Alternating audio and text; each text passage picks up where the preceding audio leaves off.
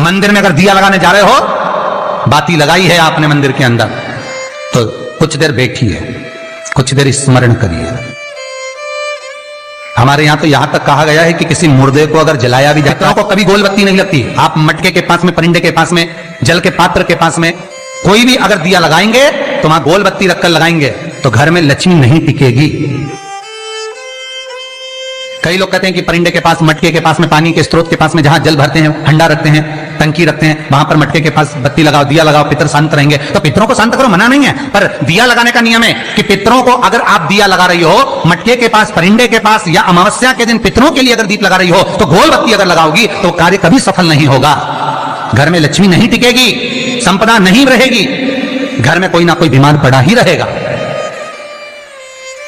धन आएगा जाएगा, टिकेगा नहीं।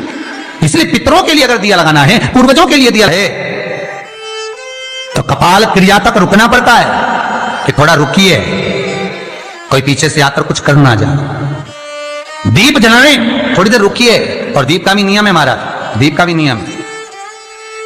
दिए में जो फूल बत्ती लगती है, गोल बत्ती लगती है, गोल वाली, ये बत्ती हमेशा कोई विष्णु भगवान की पूजन कर रहे हो, शिव जी की पूजन कर रहे हो, कोई अन्य देवता का अगर आप स्मरण कर रहे हो तो गोल बत्ती लगाई जाती है। भगवान के मंदिर में पूजन कर रहे हो तो गोल बत्ती लगाएं। लंबी बत्ती, लंबी वाली जो बत्ती होती है लक्ष्मी की पूजन में, देवी पूजन में, जितनी भी माताओं की आप पूजन करोगे, जितनी भी देवियों का आप स्मरण करोगे, उसमें लंबी बत्ती का प्रमाण है। पितरों की पूजन में लंबी बत्ती का प्रमाण है। लगाना है पितरों के लिए अगर दीप लगाना है तो लंबी बत्ती लगाइए, लंबी बत्ती।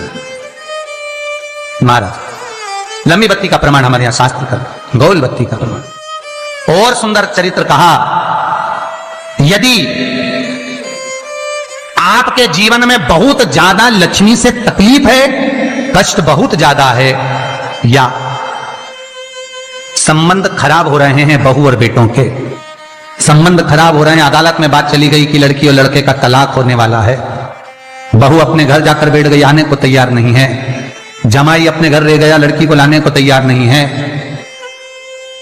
सास बहू में आपस में तनमन चल रही है, प्रेम बिल्कुल नहीं है, या लक्ष्मी आती ही नहीं, बहुत कष्ट है, जमीन जायदाद पड़ी बिक नहीं रही, तो एक काम करना, इतना दुख अगर आपके जीवन में है तो कार्तिक के महीने तक रुको, और कार्तिक का महीना आए, त्रयोदशी तिथि आए, कोई सा भी हो, सोमवार, रविवार, मंगल, बुध, कोई सी भी त्रयोदशी, प्रदोष, कोई सी भी प्रदोष तिथि आए, उस दिन तुलसी की लकड़ी, पहले से तुलसी आपके घर में अगर सूखी हो, तुलसी सूख गई हो, तो उसकी जो लकड़ी होती है, उस लकड़ी का 7 लकड़ी का बंडल बनाकर दीप बना लो।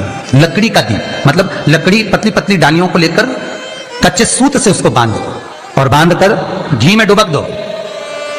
कार्तिक के महीने में शुक्ल पक्ष की त्रयोदशी तिथि जब आए, प्रदोष का जब व्रत आए, उस दिन भगवान के मंदिर में, शिव मंदिर में नहीं, भगवान किसी भी देवता के मंदिर में, विष्णु के मंदिर में, नारायण के मंदिर में, कृष्ण मंदिर में, राम मंदिर में, किसी भी मंदिर में, मंदिर ना हो तो अपने घर के मंदिर में शाम के समय पर उस तुलसी की लकड़ी का दीप, दिया भरकर उसमें घी डालकर जो दीप प्रकट कर देता है, जला देता है, दीप को प्रज्वलित कर देता है, उसके घर में कभी संपदा की कमी नहीं होती महाराज। विष्णु पुराण में स्पष्ट लिखा है। इसलिए शायद कहा जाता है कि भगवान को सर्वश्रेष्ठ कौन सा चंदन अच्छा लगता है। आपको पहले भी कथा में कहा, आगरा की कथा अगर किसी ने सुनी होगी तो उसमें वर्णन किया, भगवान को सर्वश्रेष्ठ चंदन कौन सा, भगवान को सर्वश्रेष्ठ चंदन कौन सा प्रिय है, वो कौन सा चंदन है जो भगवान विष्णु को लगाएं, राम को लगाएं, कृष्ण को लगाएं, वो कौन सा चंदन है जो श्री हरि को लगाया जाए। तो जीते जी भगवान विष्णु एक बार गले लगाते हैं, उसको कहते हैं हरि चंदन। कौन सा चंदन है? हरि चंदन। हरि चंदन बाजार में नहीं मिलेगा, हरि चंदन आपको बनाना पड़ेगा। कैसे बनाना है? तुलसी जब सूख जाए उसकी जड़ को निकाल लिया जाए, वो जड़ को पानी में धो लिया जाए, धोने के बाद उसको सिलबट्टे पर, पत्थर पर घिसा जाए, और घिसकर उसमें थोड़ा सा कुंकू, रोली डालकर तैयार कर कर जो भगवान विष्णु के मस्तक पर, कृष्ण राम के मस्तक पर लगा देते हैं, और उसकी एक बिंदी अपने हृदय पे लगा लेते हैं। जीते जी भगवान एक बार उसको गले लगाते ही हैं। हरि चंदन प्रियता। जैसे शिव महापुराण में रुद्र चंदन का भाव है, शिव महापुराण में रुद्र चंदन का प्रमाण दिया जाता है। अगर आपने लिंग पुराण पढ़ी हो तो उसका 5वां स्कंद अवश्य पढ़िएगा महाराज, और शिव महापुराण अगर पढ़ रहे हो तो उसका कुमार खंड पढ़िएगा, जिसमें रुद्र चंदन का प्रमाण है। रुद्र चंदन कैसा? रुद्र चंदन का प्रमाण कैसा? तो महाराज कहा चंदन घिसकर, पीला चंदन घिसकर उस चंदन को 3 मुखी रुद्राक्ष पर लपेट लिया जाता। 3 मुखी रुद्राक्ष पर उस चंदन को लपेटा जाता। लपेटोगे उसके बाद उसको ऐसा गोल करोगे तो एकदम चिकना हो जाएगा, एकदम चिकना, ठीक है, एकदम चिकना हो जाएगा। और उस चंदन को आप शिवरात्रि के दिन, और कोई से भी महीने की शिवरात्रि, किसी भी महीने की हो, सब फलदायी होती है। अगर आप पंचांग में देखेंगे तो शिवरात्रि लिखी हुई आती है, हर महीने शिवरात्रि पड़ती है। किसी भी महीने की शिवरात्रि पर रुद्र चंदन अर्थात जो चंदन का आपने 3 मुखी रुद्राक्ष में लेपन करा है, उसका गोला बनाया है, वो चंदन अच्छा मोटा मोटा कर लेना, अच्छा बढ़िया, ऐसा नहीं थोड़ा बहुत ही लगा, पूरा रुद्राक्ष दिखना नहीं चाहिए, पूरा लपेट कर उसको शंकर के शिवलिंग पर ले जाकर रख दीजिए और फिर धीरे धीरे शंकर भगवान का जल अभिषेक करना प्रारंभ कर दीजिए। वो चंदन पूरा धीरे धीरे शंकर के शिवलिंग पर डलना चाहिए।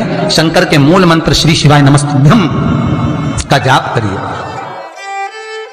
यह कहलाता है रुद्र चंदन। इस चंदन के अभिषेक से महाराज जो काम नहीं होता आप कर कर उस कार्य को प्राप्त कर सकते हो, सिद्ध कर सकते हो। अगर आपको हमारा ये वीडियो पसंद आया तो प्लीज़ एक लाइक बटन दबा दीजिए, हमारे चैनल को सब्सक्राइब कर दीजिए और अपने दोस्तों के साथ शेयर कर दीजिए।